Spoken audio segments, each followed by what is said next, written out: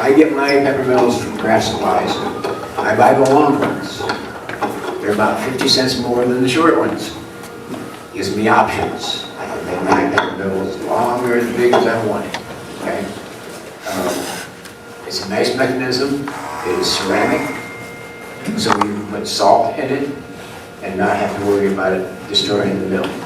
Okay? My daughter's got Italian seafood in one of those. She says it works great. You can put whatever you want in these mills. I passed out a little flyer from Craft Supplies. You can go along with that. There are some exceptions. If you notice on the layout of the peppermill, they tell you there's a 3/4 inch on the large one where you drill in. If you read the instructions, it says 5/8. 5/8 is wrong. They changed the one spot, but they didn't change it in both places. You got to really go to 3/4. What happens is if you don't have it up in peppermill far enough, this little thing will ride and you won't be able to set it on the table. It wobbles. So you got to make sure this thing goes all the way up in and then make it work. Okay? So there'll be a couple other things that I change on there, and you might want to make notes when we do it, and I'll try and tell you about it when we come to it, okay? Yeah, it says 5/8, but if you look at the drawing, it says 3/4. So, you know, and it also changes the depth of the entire peppermill mechanism. It's actually 2.5 inches. Yeah, 2.5 inches now. It's 1.5 plus 3/4. So what? 2.5. Yeah. 2.25. Yeah, it used to be 2 3/16. So, but I always do an extra turn anyway, because I've learned. Okay. We're going to start off with just a little bit of roughing it out. I kind of started it a little bit. It's not quite long, but we're not going to worry too much about that. I got to find a tool. I use a spindle lifting gouge. It works real well for me. And all I want to do is probably just get this to round. And when you're using a spindle roughing gouge, if you use it the right way, it's not very rough. If you turn it to the side and use the bevel,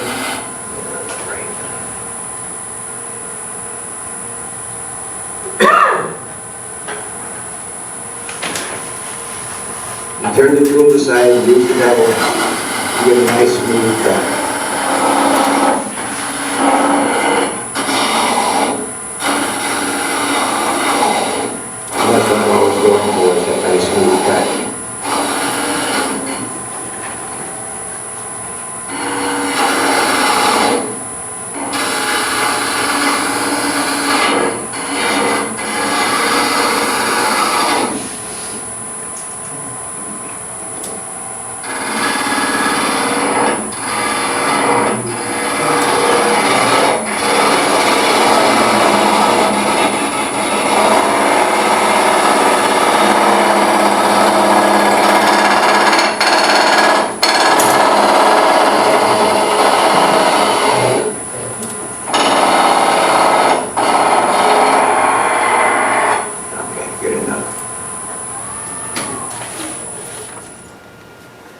Basically round.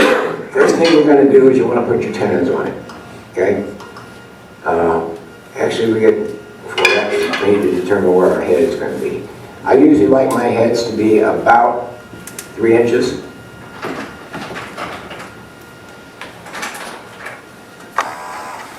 So I'm going to use this as the top. This will be our bottom. I'm going to measure back here about 3 inches. Somewhere in that area.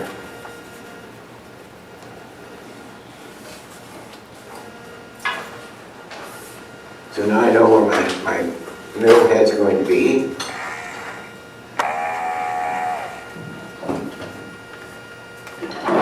I'll use a parting tool. I'm going to part that part way down.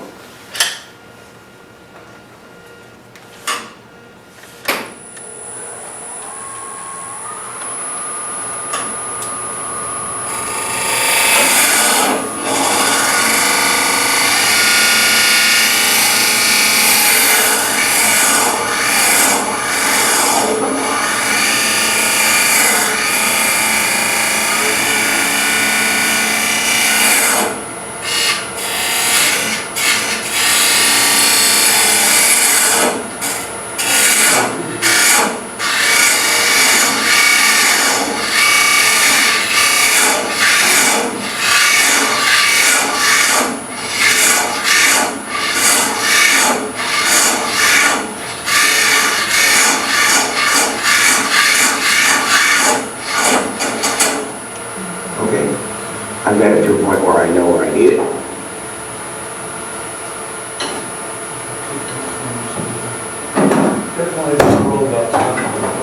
Yeah, I missed my request. Sorry. So we're going to just put a little bit of a pin in here.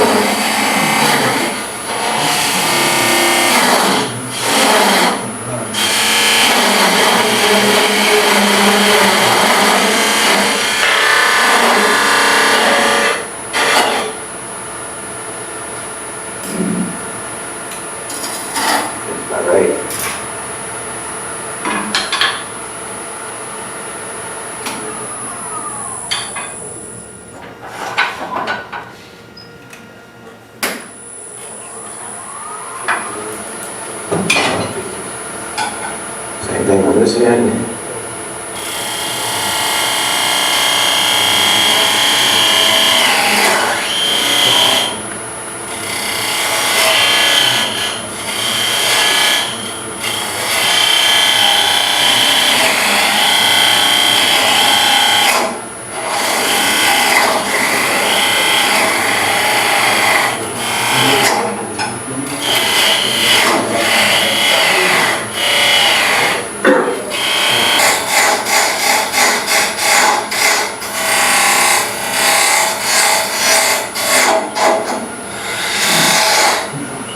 And then we need to put one in here too.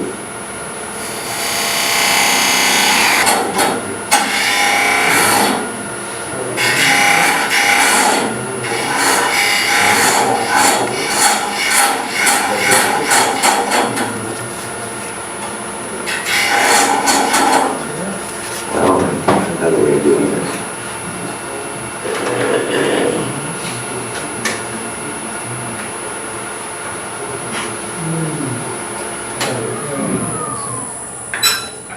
At this point, I'm just going to cut it off.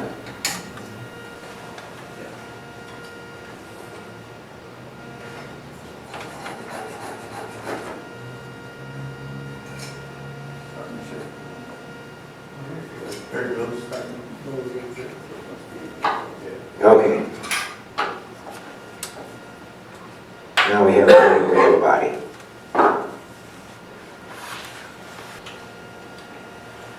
I kept going to my friend's shop and looking at what they had.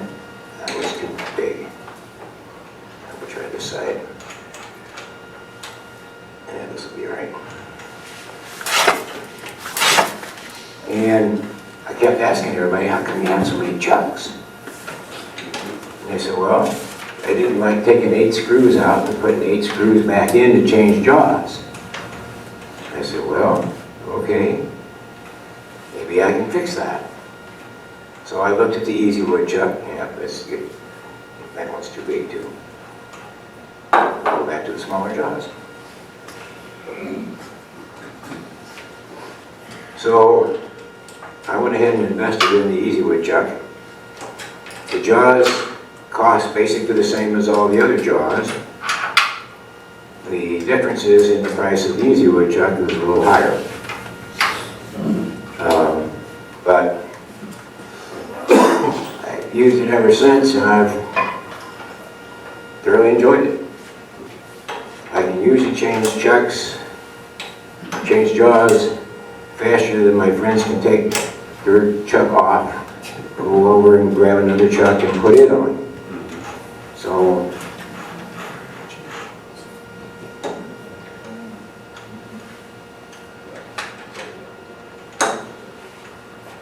the easy wood chuck has worked out well for me.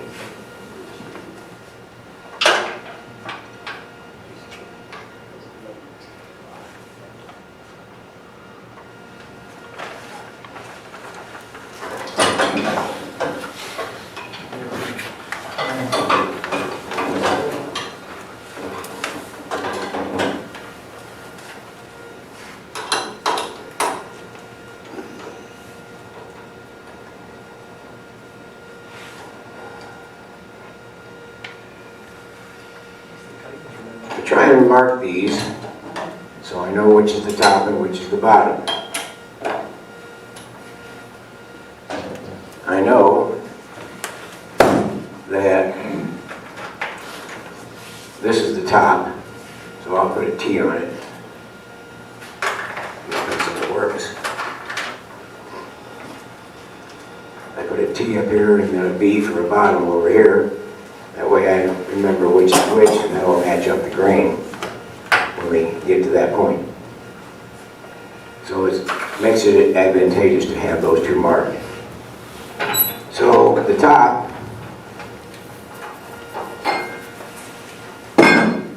we need to drill this out. If you look at the instructions, they're going to tell you that you need to drill a 1 1/16 inch hole halfway down. I'm here to tell you that doesn't work. Okay? The reason they're having you drill that 1 1/16 inch hole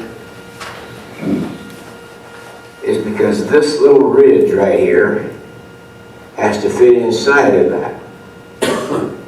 When you glue it in here to the head, it's going to fit inside that hole. And if you make a 1 1/16 inch hole here, it'll be sloppy, and your mill will wiggle inside there. So I don't do that. I do a 1 inch hole halfway down.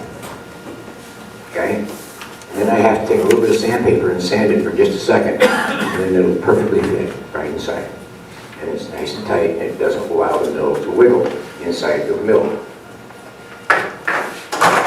So that's one of your first changes.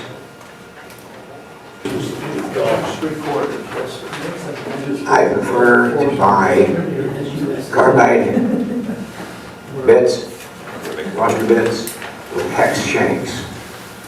That way, with a round shank, I've had them slip on me, and that's not a good thing.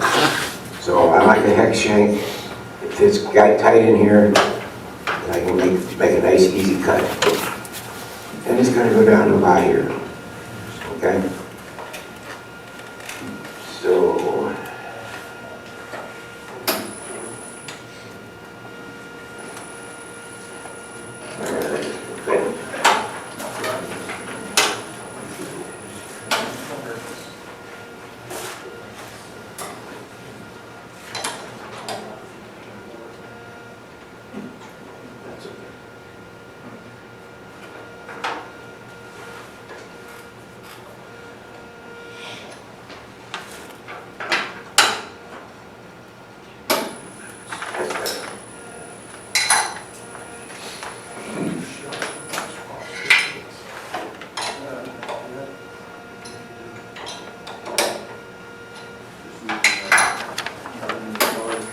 Steve, your tailstock is not locked. Your tailstock is not locked. Okay.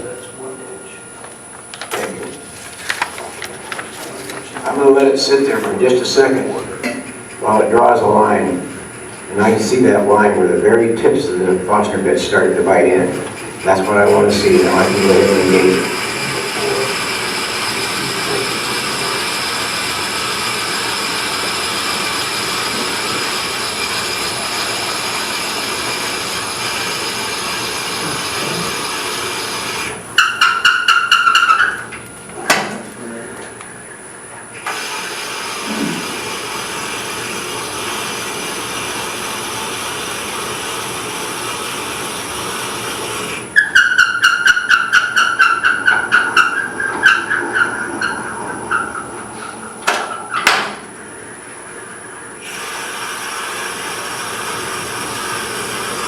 And you want to clear the chips out of here, because the last thing you want is to get that drill bit stuck inside there and you won't be able to pull it out. I've had that happen.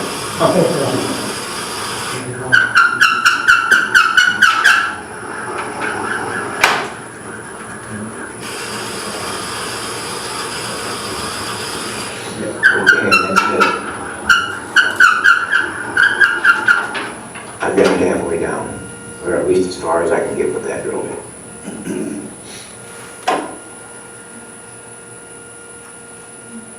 Remember, when you take those out of there, they're hot. Okay?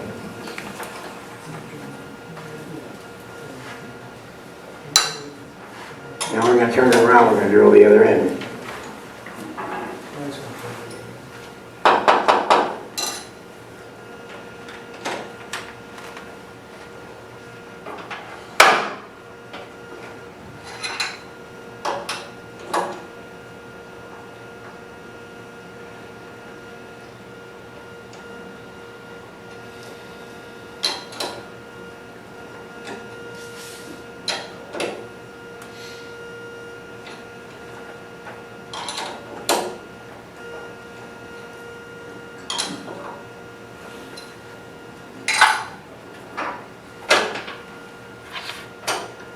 Okay, the first thing it says to do is to do a 1 3/4 inch,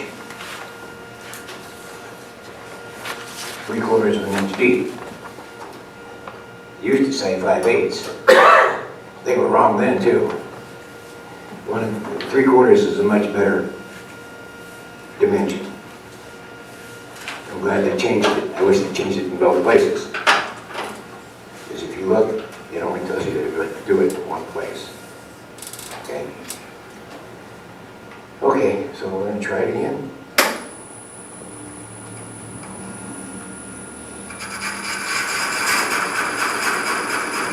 And letting that seat.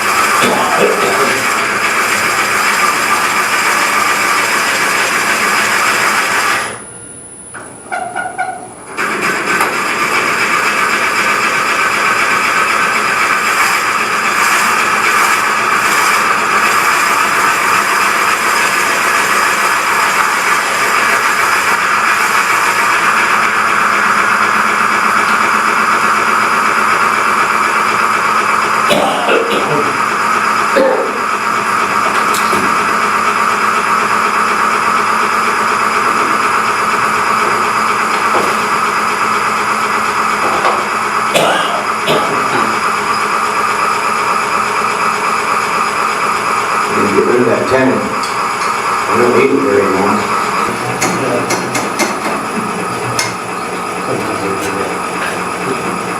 Okay.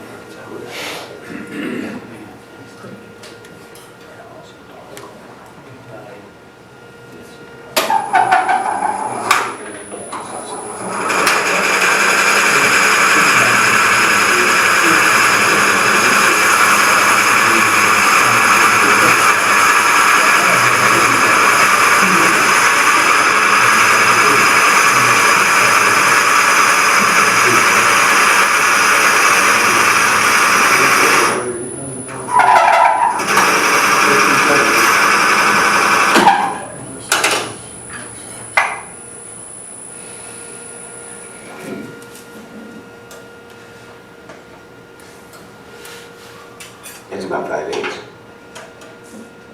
We want more than that.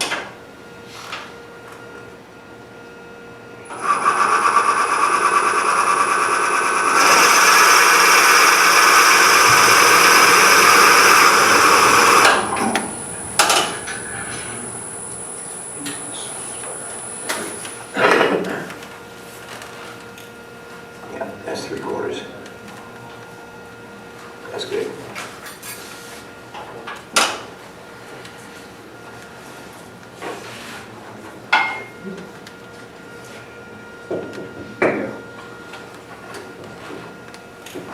And then it says we need to drill a 1 9/16, 1.5 inches deep. And I don't know how you're supposed to measure 1.5 inches from there to here.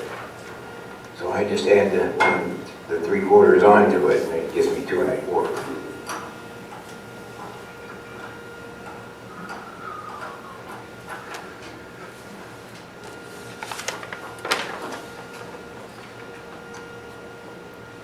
If I remember correctly,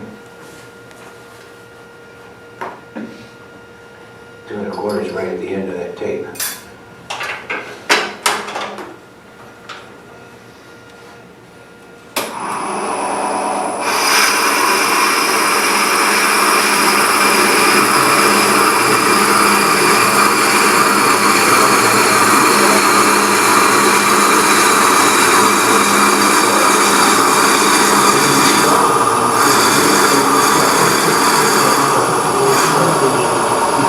Yes.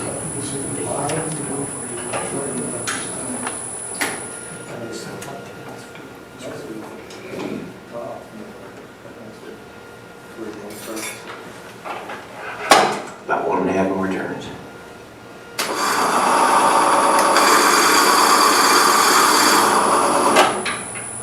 That should be just about right.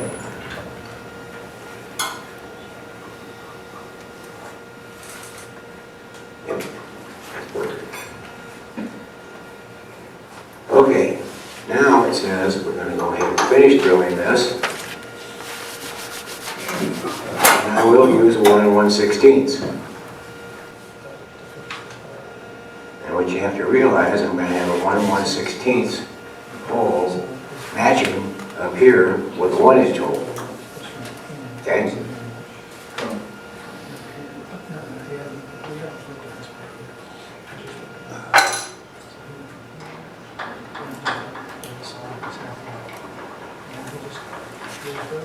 With any luck, I'll feel it when I break through.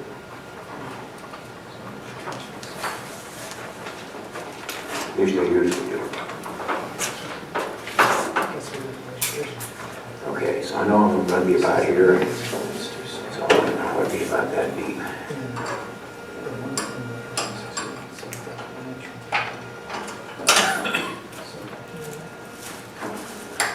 And finding a hex shank extension bit is not easy. You gotta go look. Or put it into your search criteria on Amazon so that you make sure you get that hex bit or hex shank. Because if you don't,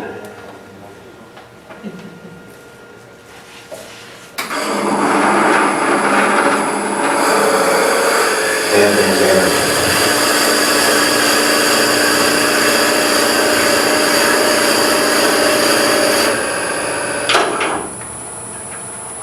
Again, you want to make sure you clear your chips. You don't want to get stuck.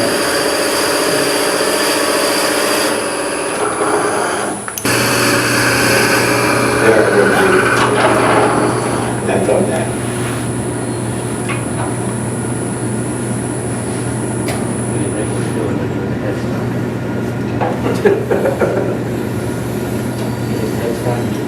Remember I told you I got a 1 inch hole? Come with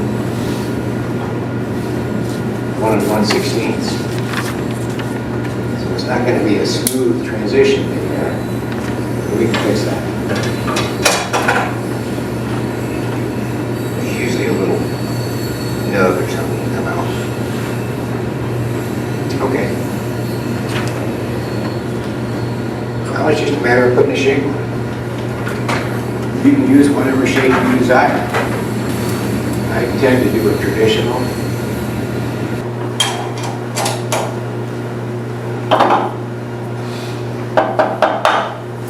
Yep, all the way through.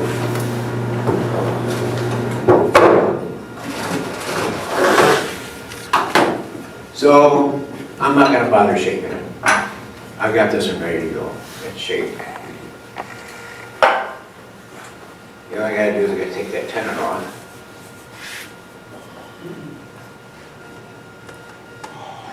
One of the things I like about my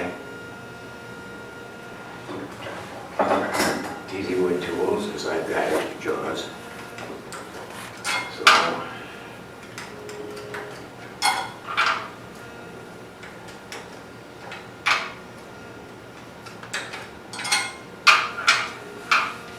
I just put pin jaws on. Steve, are those dovetailed or are they straight jaws? Yes, they're dovetail.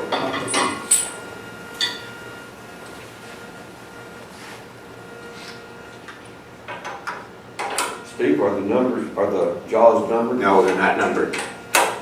They are machined so that they are all identical and alike.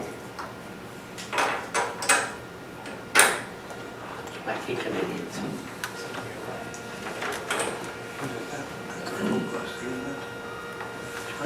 So what way is it? Did we say that way? Easy wood, totally different. Easy wood.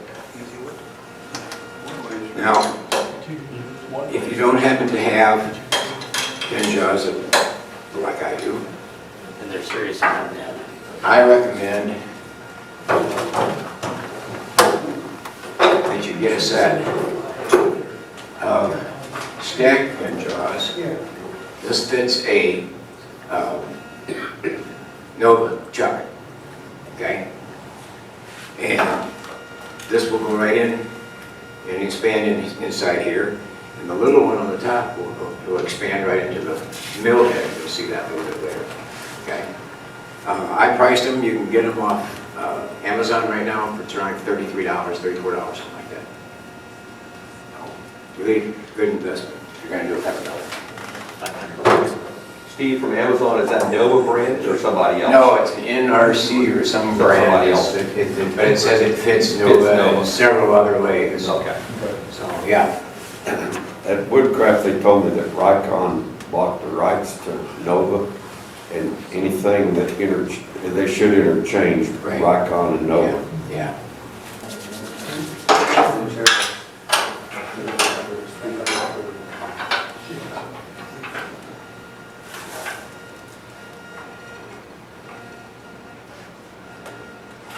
Okay, I'm just gonna do it real quick. Get rid of that. Then we get to the fun stuff.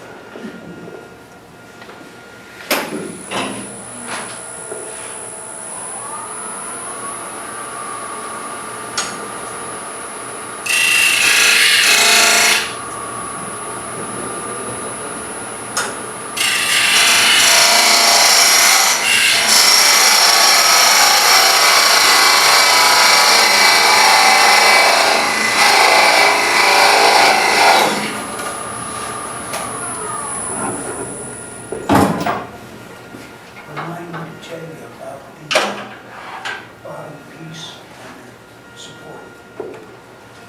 Okay, well, who's got the ball out there on the table? Oops, sorry. Set your ball on it. All right.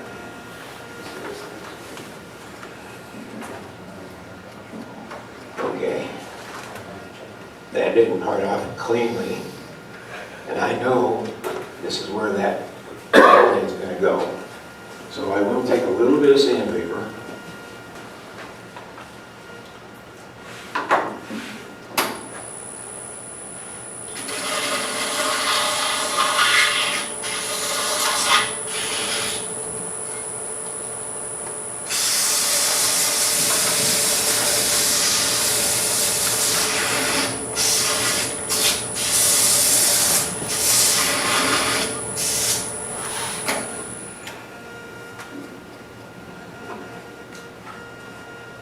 Steve, did you undercut that in?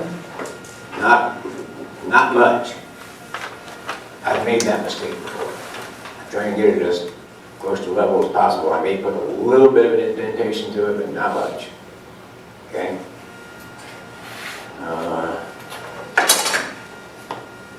What I want to see is, it just barely fits in there. It's exactly the way I like it. Okay? You can still turn. the mechanism will work, but it's just what I would call just a nice finish, okay? The peppermill will not rock when it's in there like that, okay? So that's perfect.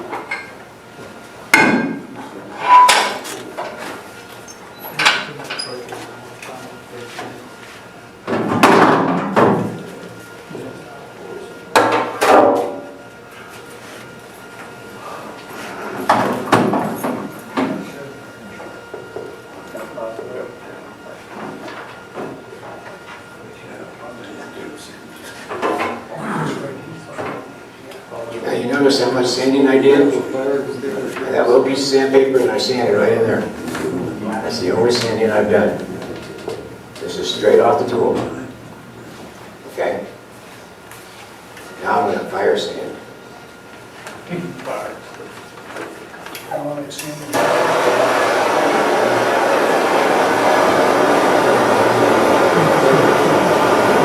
What I'm looking for is the grains of the wood to start glowing red.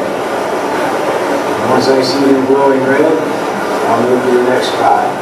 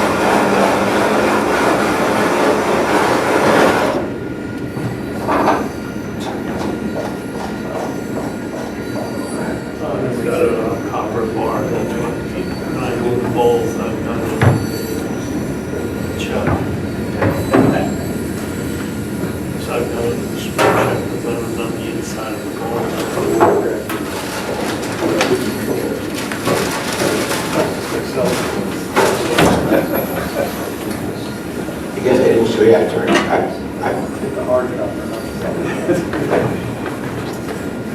chucked the head up, drilled that hole in it, and then turned it around. Okay. Now I'm going to do the same thing with this.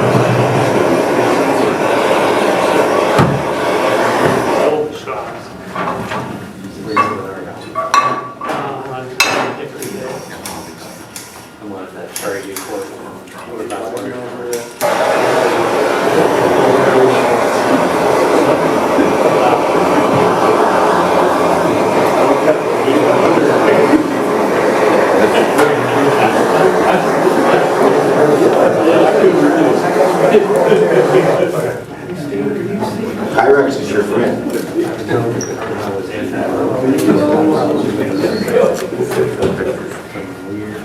Did I grab the one for your wife's kitchen? No, don't grab the one from your wife's kitchen. I went to a yard sale and got my Pyrex. And I got my metal pan at the yard sale. When I started doing this, I was using this brass brush.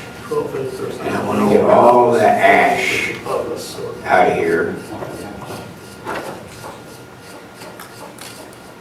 Because that helps to open up the grain. Okay? And I stood here and I worked my little brush. And I said, there's got to be a better way. Nope. So from England, I ordered a liming brush. What brush? A liming brush. Oh, lime. For brushing your line. He didn't say You can now get them on Amazon. I used to have to order them from Amazon each day. And have them shipped, but they now have them on Amazon.com. So you can go ahead and buy one in the United States. But they didn't have one, I wanted them. How is that spelled? L what? L-I. L-I. I'm lining. For the bristles. It's brass bristles. Is that still hot? Brass, yeah, it's brass bristles. Is the mill itself still hot? Oh, the mill's very hot. I'm still using my glove. Okay?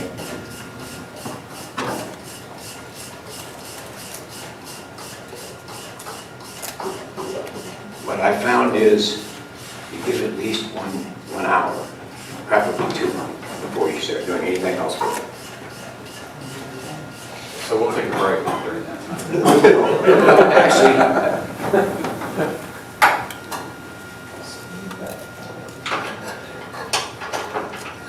do the wonders of TV.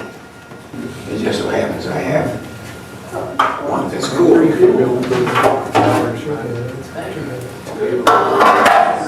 How much is it?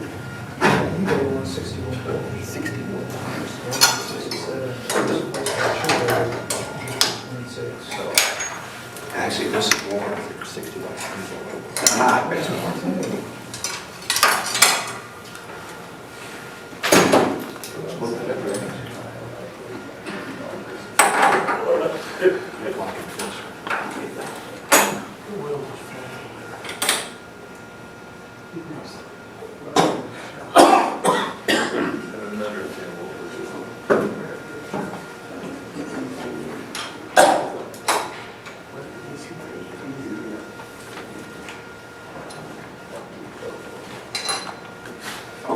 I usually do is I put a black wax on it.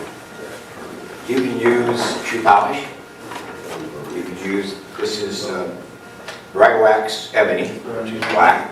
I bought this probably 11, 12 years ago. I do this, and I'm still using it. Kiwi shoe polish works very well for Yeah, that. kiwi shoe polish works very well for it. Stays on it too. No, I put it on while it's still warm. It's not hot, but warm. Yeah. Yeah, you don't want to put it on when it's hot because it'll just melt right off. No, just warm, Yeah, you slightly. can do it when it's lightly warm. That helps it penetrate your wood.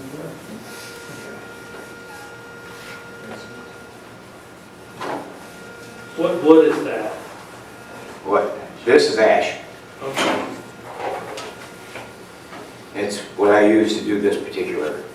Yeah, this burning Demonstration. technique works real well on the Yeah, other ash grade, works real ash well to and oak. burn. Yeah,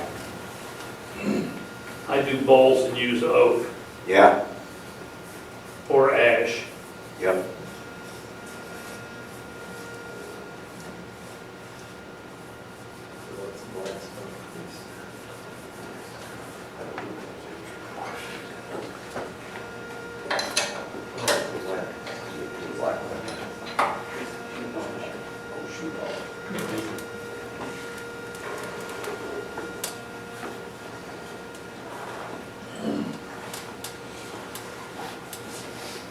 Remember, this little bit in here is going to be shown, okay?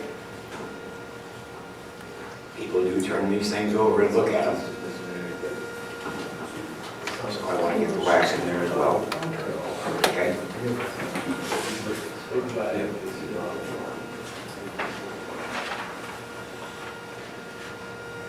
And I do the lid the same way.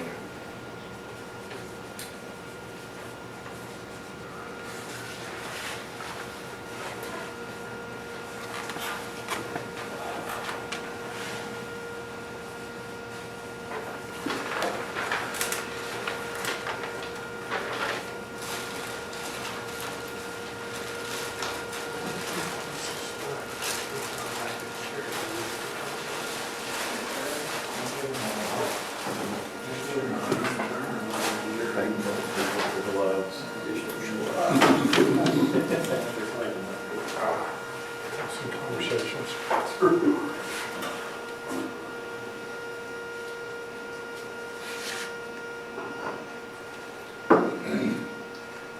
Okay.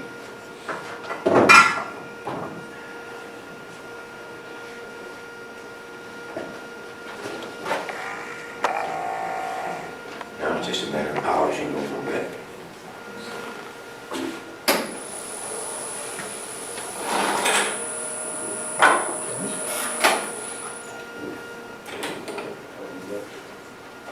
Helps protect it up.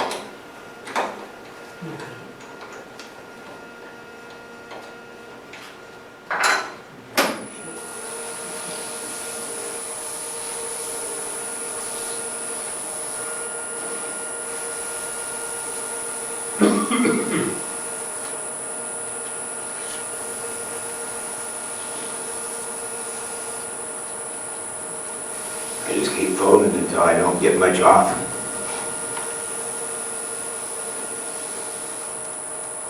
Okay, looks like it's pretty much dry. Okay.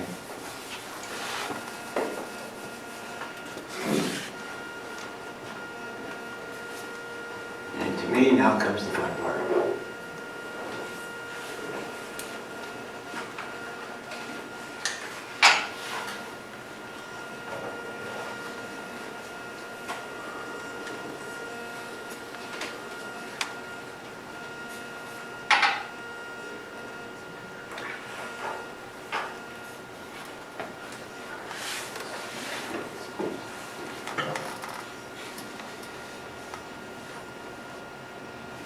Is that the steel color? Yeah, this is that steel.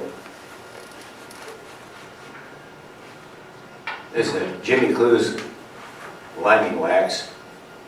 He's got all different kinds of colors.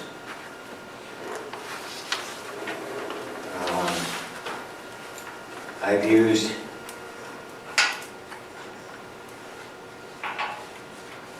steel, the one I'm using right now. You did yours, Richard? Yep.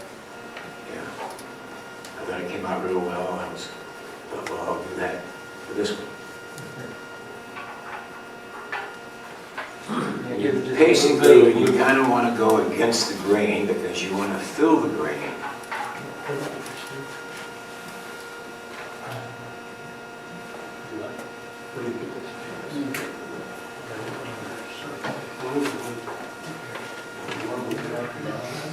Woodworld. Or on T.I. Boulevard. Let's go Boulevard, yeah. Yeah. Over there. Yeah, you can buy this at Woodworld. What's it called again? Jimmy Clue's Metallic Cream Filter.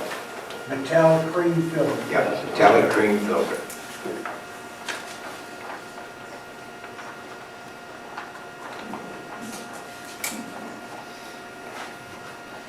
He used to use somebody else's until he got his own brand, I guess. Yeah, Jimmy's got his own brand now.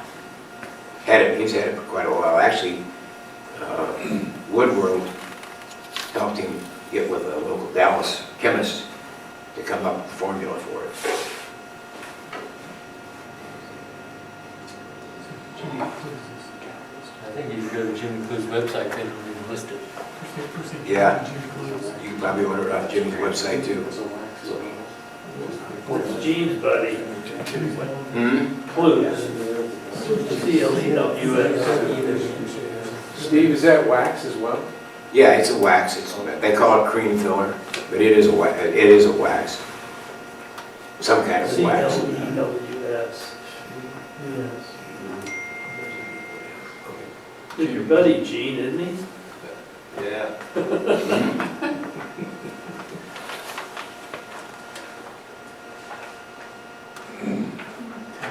That mean Gene can get everybody a discount?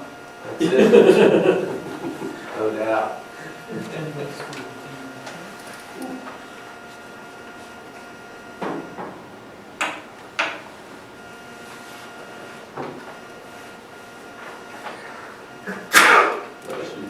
So you have different colors of it?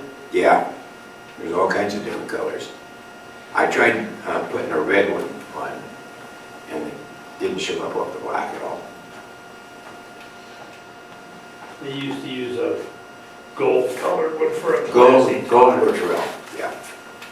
I think Sharon Harris took the class. I think hers came, she put gold on hers, if I remember correctly.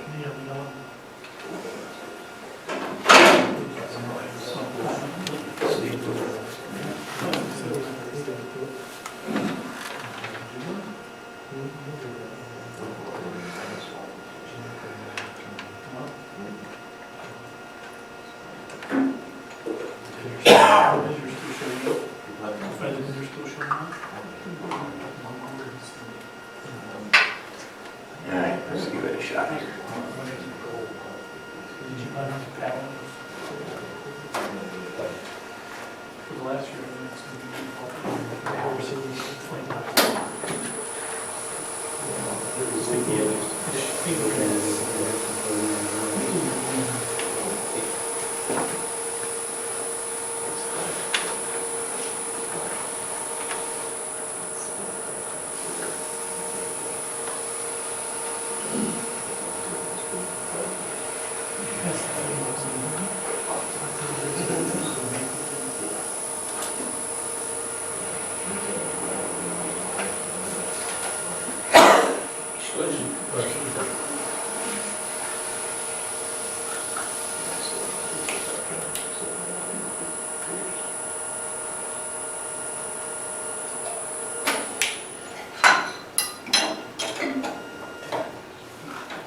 Okay,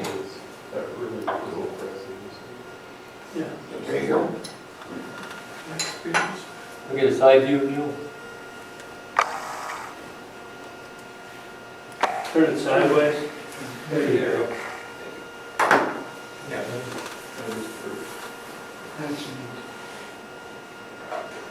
Then you put lacquer on top, right? I'll put a spray coat of lacquer on the top of the seal. Yep. And I do the same thing with the head. on it. Do exactly the same thing with that. That's cool. Okay? Pretty awesome. Then all you're gonna do is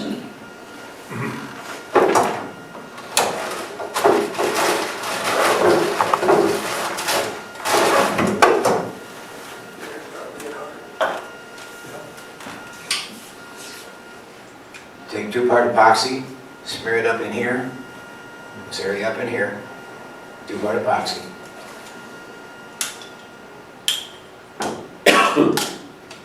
Push that in.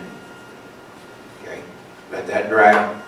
You're gonna do the same thing with the head and you're gonna prop this in here, 2-part epoxy on the inside of this. It'll fit right down over top once it's dry. Don't put them together until it's dry. Okay? So you can take the longer one you showed us earlier and cut it? Yeah, I just cut it off. You want to cut it 1 1/4 inches above the head, is what they recommend. Okay, and that's a good method. I will tell you that they tell you I think it's 1 1/2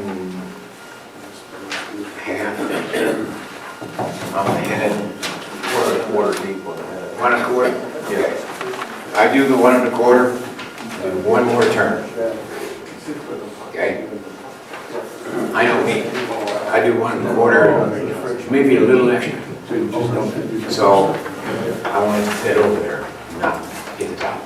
And you put the epoxy on the top also? Yeah, you put the epoxy in here, and then just pop this little head in there like that. And then you got a friction fit under the shaft. Yeah, it's just a friction fit on here. That's how you take the head off and fill it. Okay? But when you do it right, and this goes in there, you see it doesn't wiggle. Okay, it centers its. You can turn it. Okay? Is the grind adjustable? The grind is adjustable on the bottom. Yes. It's pretty awesome.